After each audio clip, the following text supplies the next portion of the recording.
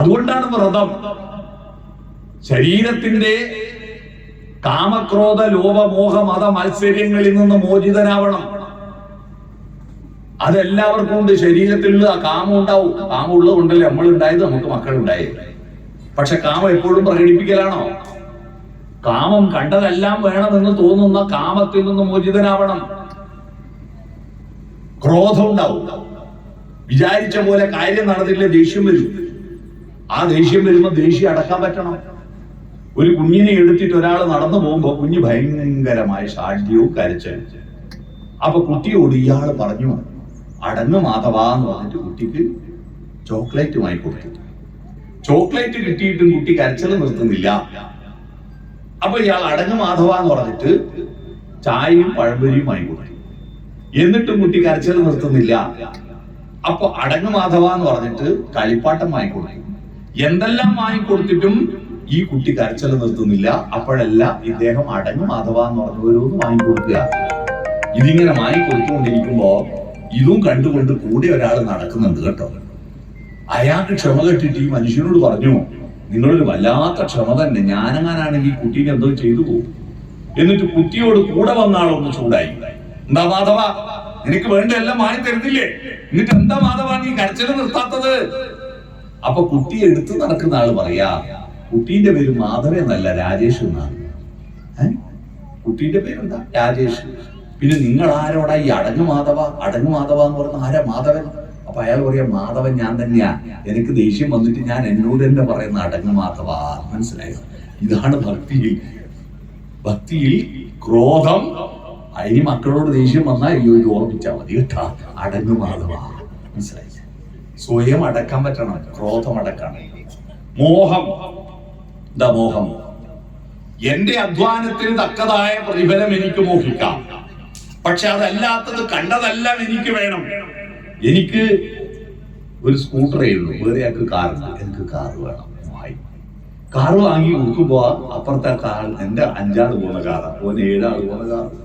അപ്പോ എനിക്ക് 7 ആള് പോകുന്ന കാറ്. അപ്പൊ 7 ആള് പോകുന്ന കാറ് വാങ്ങിയപ്പോഴാണ് മനസ്സിലായത് ഓന്റെ കാറ് ഇലക്ട്രിക്കിന്റെ കാറാണ്. അപ്പൊ എനിക്ക് ഇലക്ട്രിക് കാറ് വേണം. അപ്പൊ ഇലക്ട്രിക് കാർ വാങ്ങി കഴിഞ്ഞപ്പോ ഓന്റെ വീട്ടിൽ ഓനും ഭാര്യയും കാറ് വാങ്ങി. അപ്പൊ എന്റെ ഭാര്യക്ക് കാറ് വേണം. ഇങ്ങനെ ആശയായുള്ള പാശം ഇങ്ങനെ വേർവിടാതെ കരയേറുന്നു നിൽക്കുമേ, അല്ലേ? അതാണ് മോഹം. കാമ ക്രോധ ലോഭം. ഒന്ന് വിട്ടുപോയി, ലോഭം. നമുക്ക് ആവശ്യമുള്ളതേ ചെലവഴിക്കാവൂ. നിങ്ങൾക്ക് വെള്ളം, മുഖം കഴുകാൻ എത്ര വെള്ളം ഉപയോഗിക്കാം? ആ വെള്ളം അതിൽ കൂടുതൽ ഉപയോഗിച്ചാൽ നിങ്ങൾ ലോഭിയാണ്. അതുകൊണ്ടാ പണ്ടത്തെ കിണ്ടി അറിയാം, കിണ്ടിയാണ് ലോഭമില്ലാതാക്കാൻ വേണ്ടി കുട്ടികളെ പഠിപ്പിക്കുന്ന ഏറ്റവും മനോഹരമായ പ്രതീകമാണ് കിണ്ടി എന്ന് പറഞ്ഞാൽ, വാഷ് ബേസിൽ നിന്ന് വെള്ളം തുറന്നാല് ഒരു കുടന്ന വെള്ളം എടുത്തിട്ട് വായി കുലിക്കുഴിഞ്ഞ് തുപ്പി രണ്ടാമത്തെ കുടന്ന വെള്ളം കൈക്ക് നീട്ടുമ്പോഴേക്ക് 10 കുടന്ന വെള്ളം ലോഭമാണ്, വെറുതെ പോവുക. അത് നമ്മളെ തറവാട്ട് മുതലല്ല. അപ്പൊ കിണ്ടിയാവുമ്പോ എന്താ? കിണ്ടി ആവശ്യത്തിനെ ചിരിക്കും, ഇങ്ങനെ ചിരിച്ചു പിടിക്കില്ലല്ലോ. അതാണ് ലോഭം എന്ന് പറയുന്ന ദുർവ്യയത്തെ തടയാൻ കുട്ടികളെ പഠിപ്പിക്കുന്ന ഏറ്റവും നല്ല സാധന കിണ്ടി. അതുകൊണ്ട് ഗണപതി ഹോമത്തിന് മാത്രം എടുക്കുന്ന കിണ്ടി എടുത്തിട്ട് കഴുകി വൃത്തിയാക്കിയിട്ട് മുറ്റത്ത് കൊണ്ടുപോയി വെക്കുക. എന്നിട്ട് പറയാ, 4 മണി പയർമണി അവിടെ നടാൻ കൊടുക്കുക. അല്പം ചാണകപ്പൊടിയും വെണ്ണീരും കൊണ്ട് അതിൽ അവിടെ മണ്ണ് കളച്ചിട്ട് അവിടെ ആ പയർമണി നട്ടിട്ട് നീ രാവിലെ കൈ കഴുകിയിട്ട് അവിടെ നിന്ന് കഴുകൂ. ആ വെള്ളവും നഷ്ടപ്പെടുത്തരുതെന്ന് പറഞ്ഞു കൊടുക്കുക. കുട്ടികൾ സൂക്ഷിപ്പ് പഠിക്കുക. അവരോട് പറയാ, പല്ല് തേച്ചിട്ട് അതിന്റെ പേസ്റ്റിന്റെ പത കറിവേപ്പില ചെടിക്ക് തുപ്പുക. എന്നാ കറിവേപ്പില ചെടി ഉണങ്ങിപ്പോവില്ല. എല്ലാ വീട്ടിലും ഒരു കറിവേപ്പില ഉണ്ടാക്കാൻ നിങ്ങൾ ഈ ഭജനമഠം തീരുമാനിക്കും. ഏറ്റവും കൂടുതൽ വിഷമടിക്കുന്നത് കറിവേപ്പിലയില്ല. എല്ലാ വീട്ടിലും ഒരു കറിവേപ്പില മരം ഉണ്ടാവില്ലേ? എല്ലാരും നടും, പക്ഷെ വേഗം ഒഴുകിപ്പോവും. എന്താ കാരണം എന്നറിയോ? സ്ത്രീകൾക്ക് ക്ഷമയില്ലാഞ്ഞിട്ടാണ്. അതിന്റെ നല്ല ഇല കാണുമ്പോ അതിൽ നിന്ന് നുള്ളാൻ പാടില്ല. പിന്നെ എപ്പോഴാ നുള്ളേണ്ടത്? തലയുടെ ഉയരം വരെ നുള്ളരുത്. തലയുടെ ഉയരം വരെ കറിവേപ്പില നുള്ളാതെ അതിന്റെ മേലെയുള്ള ഇലയെ നുള്ളാവൂ. അതുവരെ ക്ഷമയോടെ കാത്തു നിൽക്കണം. അതിനു വേണ്ടിയിട്ടാണ് ഞാൻ പറഞ്ഞത്, പല്ല് തേച്ചിട്ട് പേസ്റ്റിന്റെ പത കറിവേപ്പില ചെടിക്ക് തുപ്പുക. എന്നാ കറിവേപ്പില ഒഴുകിപ്പോവില്ല. കാരണം ഈ പത കാണുമ്പോ പെണ്ണുങ്ങൾ നുള്ളൂല. മനസ്സിലായോ? എന്നിട്ട് ഈ പയർമണിയിൽ കൈ കഴുകുക. ആ പയർമണിയിൽ കുത്തരി ഒരു തണ്ടും വിലങ്ങനെ 2 ഇലയും ഇങ്ങനെയും വരുന്ന കണ്ടിട്ട് കുട്ടികൾ പ്ലസ് പഠിക്കട്ടെ, പ്രകൃതിയുമായിട്ടുള്ള ബന്ധം പഠിക്കട്ടെ. അത്തരത്തിൽ ലോഭം തടയാൻ പഠിപ്പിക്കണം. ആവശ്യത്തിന് മാത്രമേ ചെലവഴിക്കാവൂ. ഇന്ന് ബർത്ത്ഡേ പാർട്ടികൾ അല്ലെ, ജന്മദിന ആഘോഷം നടത്തുമ്പോ കേക്ക് മുറിക്കുന്നു. ആ കേക്ക് മുറിച്ചിട്ട് തിന്നാനാണോ മുറിക്കുന്നതല്ല. ആ കേക്കിന്റെ മേലെയുള്ളത് മുഖത്ത് വാരി തേച്ചിട്ട് ഏറ് കളിക്കാനാണ്. കേക്കല്ല, ഒരു കഷ്ണം റൊട്ടി കിട്ടാതെ ഈ ഭൂമിയിൽ എത്രയോ കുട്ടികൾ പട്ടിണി കിടക്കുമ്പോൾ അവർക്ക് കൊടുത്തിട്ട് ബാക്കി തിന്നാ മതി എന്നാണ് ഈശാവാസ്യോപനിഷത്ത് പറയുന്നത്. നീ ത്യജിച്ചുകൊണ്ട് ഭുജിക്കുക, കൊടുക്കുക. കൊടുക്കുമ്പോൾ ത്യാഗമാണ്, ഭോഗമല്ല മനുഷ്യന്റെ ലക്ഷ്യം, ത്യാഗമാണ്. ഒരാൾ 75 വയസ്സ് കഴിഞ്ഞിട്ട് ഒരാൾ മരിച്ചു. ആ മരിച്ചിട്ട് അയാളുടെ അനുശോചന യോഗം ചേരുകയാണ്. അപ്പൊ അനുശോചന യോഗത്ത് പറയാ, 75 വയസ്സിനിടയിൽ ഈ മഹാൻ 125 കിൻഡൽ അരിന്റെ ചോറ് തിന്നിട്ടാ മരിച്ചെന്ന് ആരെങ്കിലും പറയുന്നത് കേട്ടിട്ടുണ്ടോ? മലയാളി 75 വയസ്സാകുമ്പോഴേക്ക് തിന്നുന്ന അരിന്റെ കണക്കാ 125 കിൻഡൽ. 125 കിലോ അല്ല, 125 കിൻഡൽ 50 കിലോന്റെ 250 ചാക്ക് തിന്നിട്ട് ഒരു 10-20 ആൾ ഇവിടെ ഇരിക്കുന്നുണ്ട്. 250 ചാക്ക് തിന്ന് തീർക്കും. ഈ തിന്നതിന്റെ ഭോഗിച്ചതിന്റെ ഒരു കണക്കും ആരും പറയില്ല, ത്യജിച്ചതിന്റെ കണക്കേ പറയും. കൊടുത്തത് ആ അയ്യപ്പ ഭജന മഠത്തിലെ ഭക്ഷണത്തിന് വേണ്ടി ഇദ്ദേഹം 2 ചാക്ക് അരി കൊടുത്തിരുന്നു എന്ന് പറയില്ലേ, അത് പറയും. കൊടുത്തത് പറയും, എടുത്തത് ആരും പറയാറില്ല. അതുകൊണ്ട് ത്യാഗമാണ് പ്രധാനം, കൊടുക്കുക. അതുകൊണ്ട് ലോഭം വേണ്ട. കാമ, ക്രോധ, ലോഭ, മോഹം ഞാൻ നേരത്തെ പറഞ്ഞു അല്ലേ. മതം, അഹന്ത. നമ്മളെ ഞാനേ എന്തിനാ അഹന്ത? ആ അഹന്ത തീർക്കാൻ ഞാനൊരു സൂത്രം പറഞ്ഞു തരട്ടെ. ഇപ്പൊ ഇവിടെ എല്ലാരും വന്നില്ലേ, ഇവിടെ വരുമ്പോ കുളിച്ചില്ലേ, കുളിച്ചിട്ട് മുടി ചീകിയില്ലേ, പൗഡർ ഇട്ടില്ലേ, പൊട്ടു തൊട്ടില്ലേ, സ്റ്റൈലാക്കിയില്ലേ. ഈ തലയുണ്ടല്ലോ 100 കൊല്ലം കഴിഞ്ഞ എവിടെ ഉണ്ടാവും? ഇപ്പൊ ആലോചിച്ച് നോക്കിയട്ടെ. നിങ്ങളെ തല 100 കൊല്ലം കഴിഞ്ഞാൽ എവിടെ ഉണ്ടാവും? അറിയോ എവിടെ ഉണ്ടാകും? തിലകം ചാത്തി ചിരിയുമഴകായി പല നാൾ പോറ്റിയ പുണ്യശിരസേ ഉലകം വല്ലാൻ ഉഴറിയ നീയോ വില പിടിയാതൊരു തലയോടായി മാറില്ലേ. ഇത് പഠിക്കുമ്പോ ഈ മതം പോവും. അത് പഠിക്കുന്ന എന്താ? അതിന്റെ സ്കൂൾ ഏതാണെന്നറിയോ? ആ സ്കൂളിന്റെ പേരാണ് ആത്മവിദ്യാലയമേ. അവനിയിൽ ആത്മവിദ്യാലയമേ. വിദ്യാലയത്തിൽ ഇപ്പൊ കുട്ടികൾ പോണക്ക് ബസ് വേണം, സ്കൂട്ടർ വേണം, ഓട്ടോറിക്ഷ വേണം, വേണ്ടേ? ആത്മവിദ്യാലയത്തിൽ എങ്ങനെയാ സഞ്ചരിക്കുക? നടന്നിട്ടാണോ ബസ്സിലാണോ? ആത്മവിദ്യാലയത്തിൽ സഞ്ചരിക്കാനുള്ള മാർഗം മാനസ സഞ്ചരരേ ബ്രഹ്മണി മാനസ സഞ്ചരരേ. മനസ്സുകൊണ്ട് യാത്ര ചെയ്യുക.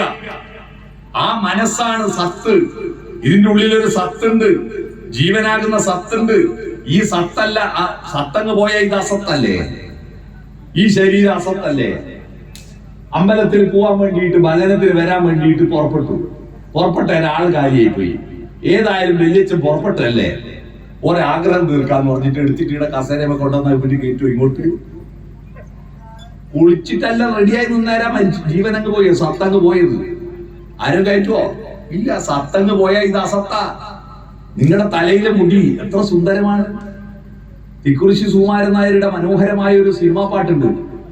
തിക്കുറിശി സിനിമാ നടൻ മാത്രമല്ല, അദ്ദേഹം പാട്ട് എഴുതും. അദ്ദേഹം എഴുതിയ പാട്ടാണ് ഭാര്യയുടെ മുടിയെ വർണ്ണിച്ചിട്ട് ഭർത്താവ് പാടുക.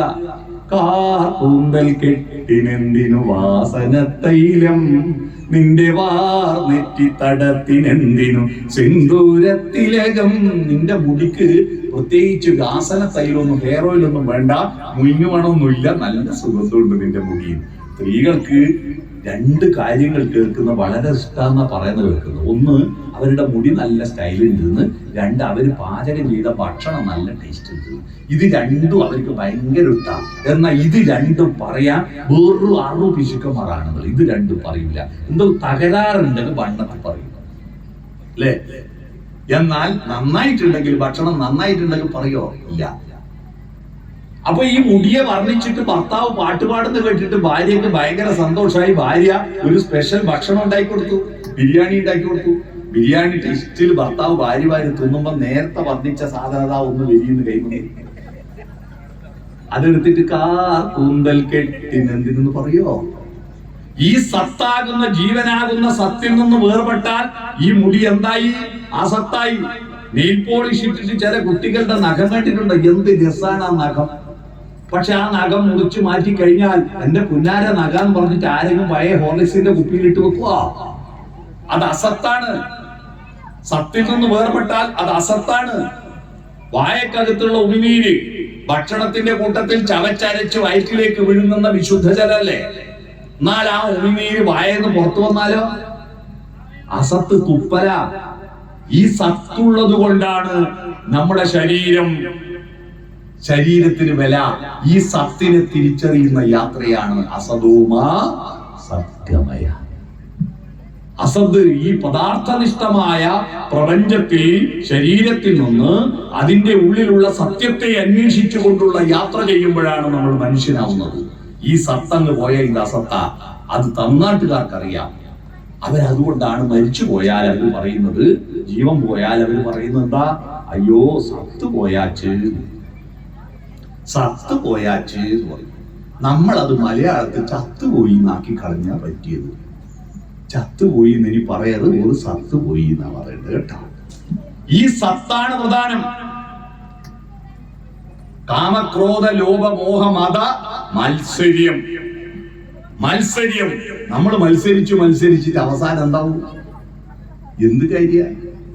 അവസാനം എന്താവും? മന്നവനാട്ടെ യാചകനാട്ടെ വന്നിടുമൊടുവിൽ വഞ്ചിത നടുവിൽ ആത്മവിദ്യാലയമേ. നമ്മൾ തീയിൽപ്പെടും അല്ലെ മണ്ണിൽപ്പെടും. ഏത് രാജാവായാലും. ഞാൻ ക്ഷേത്ര കമ്മിറ്റിയുടെ പ്രസിഡന്റായിരുന്നു ഏറെക്കാലം. അതുകൊണ്ട് ഞാൻ മരിച്ചാൽ മണ്ണില് കുഴിച്ചിട്ടാൽ ഒരു പുഴുവും തിന്നാൻ പാടില്ല. പറ്റുമോ? തീയിൽ വെച്ചാൽ കത്തിയിട്ട് വെണ്ണീരാവാൻ പാടില്ല, സ്വർണമാവണം. പറ്റുമോ? മൃഗങ്ങൾ പിടിച്ചു തിന്നാൽ കാഷ്ടം. ബ്രാഹ്മണനെ തിന്നാലും രാജാവിനെ തിന്നാലും ആരെ തിന്നാലും കാഷ്ടം ഒരുപോലെയല്ലേ? അതാണ് ബ്രാഹ്മണോഹം നരേന്ദ്രോഹമാഢ്യോഹമെന്നാമ്രേഡിതം കലർന്നിടും ദശാന്തരേ. ജന്തുക്കൾ ഭക്ഷിച്ചു കാട്ടിച്ചു പോകിലാം, ബന്ധു വെണ്ണീറായി ചമഞ്ഞു പോയിടിലാം, മണ്ണിനു കീഴെ കൃമികളായി പോകിലാം, നന്നല്ല ദേഹം നിമിത്തം മഹാമോഹം. ഈ ശരീരമല്ല, എന്റെ ഉള്ളിൽ ഒരു പ്രകാശം. ആ പ്രകാശത്തെ വളർത്തുക. ആ പ്രകാശമാണ് ഭാ. ആ ഭാ ഉള്ളിൽ ഏന്തുന്നവനെയാണ് ഭക്തൻ എന്ന് പറയുക. ആ പ്രകാശത്തെയാണ് ഭാരതത്തിൽ ആദ്യം പ്രാർത്ഥിച്ചത്. ഭാരതത്തിന്റെ ഭായിലും ഭാ എന്താ? ശോഭ എന്നാണ്. രാ എന്താണ്? രതി, എല്ലാറ്റിനോടുമുള്ള പ്രേമമാണ്. ത എന്ന് പറഞ്ഞാൽ എന്താ? എല്ലാ ചരാചരങ്ങളെയും ഉൾക്കൊള്ളുന്നത്, ധരിക്കുന്നത് എന്നാണ് ത. ഭാരതം എന്ന് പറഞ്ഞാൽ പ്രകാശാത്മകമായി വിശ്വപ്രേമത്തോടെ എല്ലാവരെയും ഉൾക്കൊള്ളുന്ന, ഒന്നിനെയും തിരസ്കരിക്കാതെ എല്ലാറ്റിനെയും സ്വീകരിക്കുന്ന ആ വിശാലമായ ഹൃദയമുള്ളവനെയാണ് ഭാരതീയൻ എന്ന് പറയാ. അല്ലാതെ റേഷൻ കാർഡ് പേരിലുകൊണ്ട് ഭാരതീയനാവില്ല. നിങ്ങൾ എപ്പോഴാ ഭാരതീയനാവുന്നത്? നിങ്ങളുടെ ഉള്ളിൽ പ്രകാശമുണ്ടാവണം. നിങ്ങൾക്ക് ഈ വിശ്വത്തോട് എല്ലാവരോടും പ്രേമം വേണം. നിങ്ങൾ എല്ലാവരെയും ഉൾക്കൊള്ളണം. Nothing exclude, everything include. Vivekananda Swami ചിക്കാഗോയിലെ സർവമത സമ്മേളനത്തിൽ പോയിട്ട് നടത്തിയ പ്രസംഗം വിശ്വപ്രസിദ്ധമാണ്. ആ വിശ്വപ്രസിദ്ധമായ സമ്മേളനത്തിൽ അദ്ദേഹം പറഞ്ഞത്, I am proud of Hindu because brothers and sisters of the world, സഹോദരി സഹോദരന്മാരെ, ലോകത്തിലുള്ള മറ്റെല്ലാവരും ലേഡീസ് ആൻഡ് ജെന്റിൽമാൻ, മാന്യന്മാരെ, മഹതികളെ എന്ന് പറഞ്ഞപ്പോ ഇദ്ദേഹം പറഞ്ഞു സഹോദരി സഹോദരന്മാരെ. അതാദ്യമായിട്ടാണ് അങ്ങനെ ഒരു അഭിസംബോധന വിദേശത്തുള്ള മതം പ്രതീതികൾ